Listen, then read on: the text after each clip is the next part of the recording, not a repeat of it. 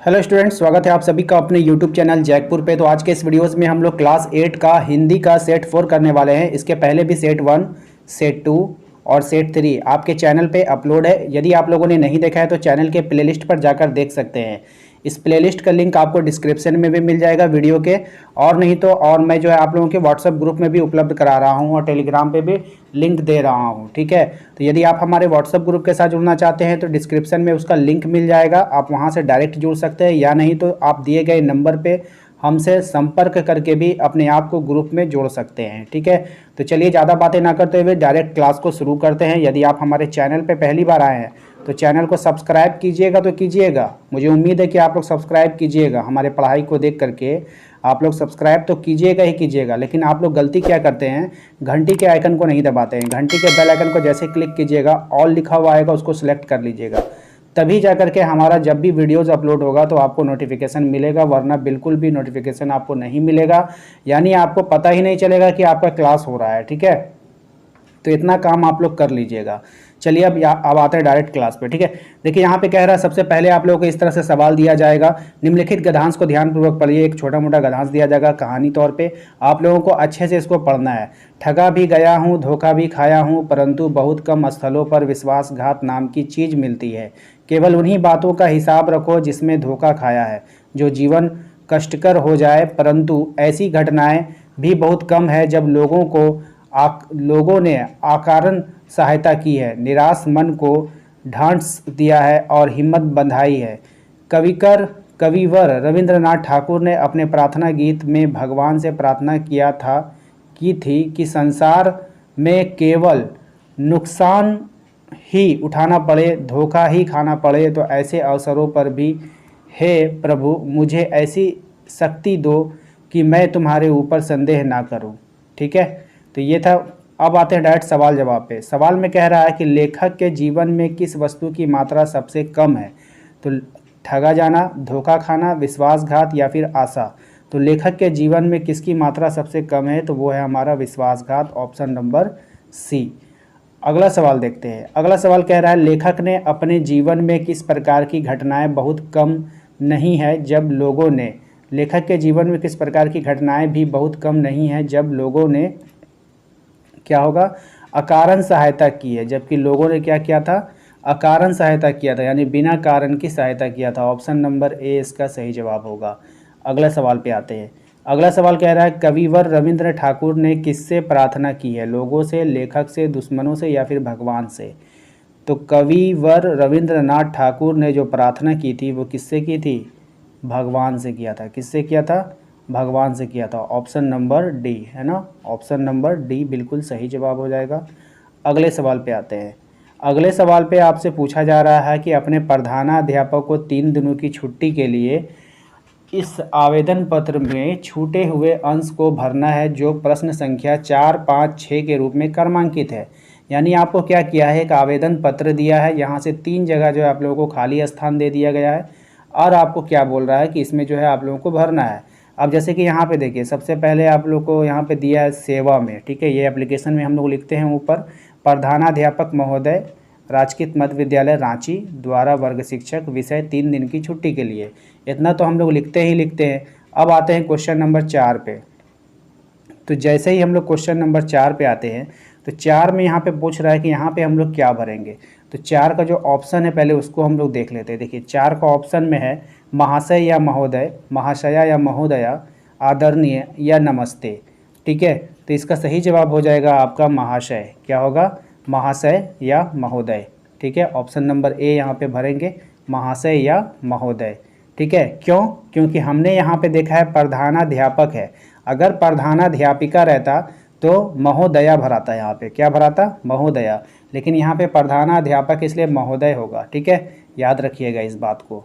फिर आगे बढ़ते हैं आप। ठीक है, आगे क्या है, सविनय निवेदन यह है कि मैं डैश की कक्षा 8 की छात्रा हूँ।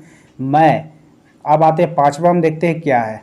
5वां का ऑप्शन देखेंगे, मैं गांव, शहर, विद्यालय, प्रखंड। तो किसकी छात्रा है वो, विद्यालय की ना छात्रा होगी। हाँ, तो वो विद्यालय की छात्रा हो जाएगी। ठीक है, तो अब आते हैं 5 में। 5 में क्या भरना है यहाँ पर, सभी ने निवेदन ये कि मैं विद्यालय की कक्षा 8 की छात्रा हूँ, है ना, यहाँ पे विद्यालय आप लोगों को भर देना है।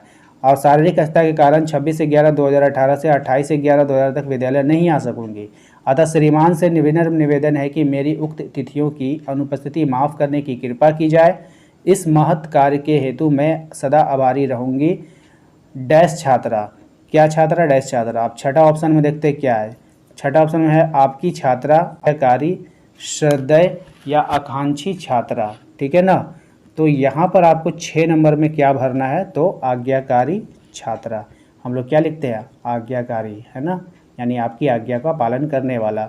तो आज्ञाकारी छात्रा होगा, तो 6 नंबर में यहाँ पे आप लोग क्या भरेंगे, आज्ञाकारी भरेंगे। तो ये सब एक मॉडल सेट है, यानी इस तरह से आप लोगों को एग्ज़ाम में सवाल देखने को मिलेगा। तो आप लोग को घबराना नहीं है, बिल्कुल एकदम ठंडे दिमाग से आप लोगों को पढ़ना है, ऑप्शन को देखना है और आंसर करना है, ठीक है।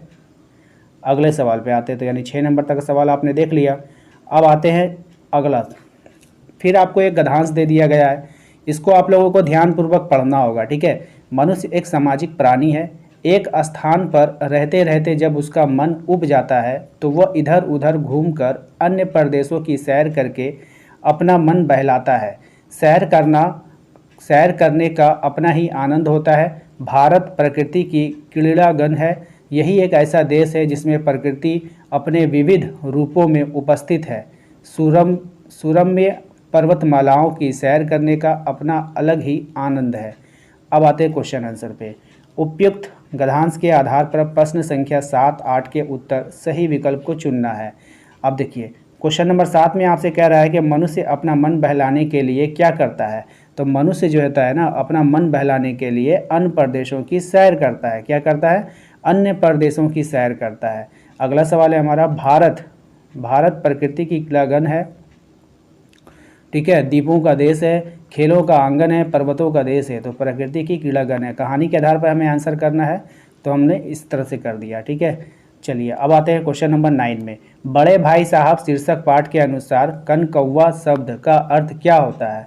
तो कनकौवा शब्द का अर्थ क्या होगा, गिल्ली डंडा होगा, काला कौवा होगा, पतंग होगा या फिर क्रिकेट होगा। तो कनकौवा शब्द का अर्थ होता है पतंग। ऑप्शन नंबर सी इसका सही जवाब होगा। नेक्स्ट है हमारा, अपराजिता शीर्षक पाठ के रचयिता कौन है। महादेवी वर्मा है, शिवानी है, हजारी प्रसाद द्विवेदी है या फिर प्रेमचंद है। तो इसका जो सही जवाब हो जाएगा आपका क्या हो जाएगा, ऑप्शन नंबर बी शिवानी हो जाएगा। क्या हो जाएगा, शिवानी हो जाएगा, ठीक है। अगला सवाल देखते हैं। विद्यालय में बाल संसद के सभी मंत्रियों के कार्यों की देखरेख करने का काम बाल संसद के किस मंत्री का होता है। शिक्षा मंत्री का, सफाई मंत्री का, खेल मंत्री का या फिर प्रधानमंत्री का। तो इसका सही जवाब आप लोगों को बताना है। तो इसका सही जवाब हो जाएगा आपका ऑप्शन नंबर डी, प्रधानमंत्री का होता है। अगला सवाल है क्वेश्चन नंबर 12, यातायात की दुर्व्यवस्था किस पाठ की विषय वस्तु है। आपके ऑप्शंस है, क्या निराश हुआ जाए, हुंडरू जलप्रपात, बस की यात्रा, पथ की पहचान, ठीक है। तो इसका सही जवाब आपका क्या हो जाएगा, बस की यात्रा। Option number C, option number C इसका सही जवाब है। अगला सवाल है हमारा, बाबू राम नारायण सिंह की शिक्षा दीक्षा की मुख्य बाधा क्या थी। बाबू राम नारायण सिंह की शिक्षा दीक्षा की मुख्य बाधा क्या थी। ऑप्शन है आपके, पिता की दयनीय आर्थिक स्थिति, विद्यालय की कमी, खेलकूद या आलसीपन, ठीक है। तो इसका सही जवाब हो जाएगा आपका ऑप्शन नंबर ए, पिता की दयनीय आर्थिक स्थिति, यानी उसकी आर्थिक स्थिति उसके पिता की ठीक नहीं थी। क्वेश्चन नंबर 14 में देखिए क्या कह रहा है, क्या निराश हुआ जाए शीर्षक निबंध में निबंधकार के अनुसार बताए गए बुरा आचरण में शामिल नहीं है। क्या नहीं है शामिल, वो आपको बताना है, ठीक है। तो लोभ नहीं है, मोह नहीं है, क्रोध नहीं है या गर्व नहीं है। तो इसका सही जवाब हो जाएगा आपका ऑप्शन नंबर डी, गर्व नहीं है, ठीक है। अगला सवाल है हमारा, अशोक का शस्त्र त्याग शीर्षक पाठ में पद्मा ने अशोक को क्यों जीवित छोड़ दिया था, ठीक है।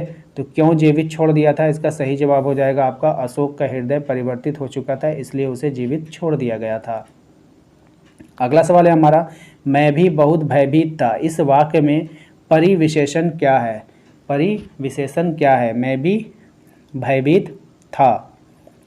तो मैं भी बहुत भयभीत, तो परिविशेषण क्या होता है, बहुत, क्या हो जाएगा, बहुत हो जाएगा ना। चलिए ऑप्शन नंबर सी इसका सही जवाब होगा। 17 में देखिए, वह थी एक मजदूर। इस वाक्य में मजदूर क्या है? वह थी क्या? एक मजदूर। संज्ञा है, सर्वनाम है, क्रिया है या क्रिया विशेषण है? तो मजदूर क्या है? संज्ञा है। क्या है? संज्ञा है। Option number A. अगला सवाल है हमारा, पूर्व चलने के बटोही बाट की पहचान कर ले। उपयुक्त पंक्ति में बटोही शब्द का अर्थ क्या होगा? ठीक है, ऑप्शन ए है आपका यात्री है, मुसाफिर है, राही है या फिर कवि है। तो इसका सही जवाब हो जाएगा आपका कवि। क्या हो जाएगा? कवि। Option number D.